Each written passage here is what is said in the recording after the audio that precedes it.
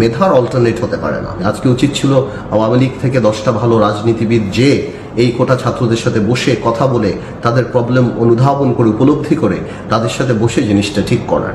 যে আওয়ামী লীগ ওটা মেনে নিতে চাচ্ছে না, যে আওয়ামী লীগের আনপপুলারিটি বা ডিসিশনের বিরুদ্ধে এরকমভাবে সাধারণ ছেলেমেয়েরা নেমে যাবে, এই জন্য আসলে চক্ষু লজ্জা বা লোক দেখানোর জন্য এসব কথা বলছে।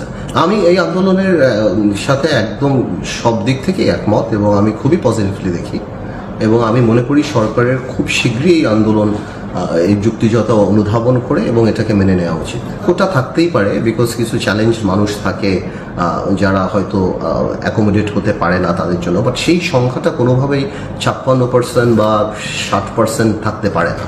মানে কোটা থাকুক, বাট এটা মেধার অল্টারনেট হতে পারে না। মেধা মেধায়, এবং আমাদের দেশটা এই আজকে যারা এই জেনারেশন যারা করছে, কারা সরকারি কাজ চাচ্ছে, তো তারাই তো ব্যাকবোন, ওনারাই তো করবেন। তো এখানে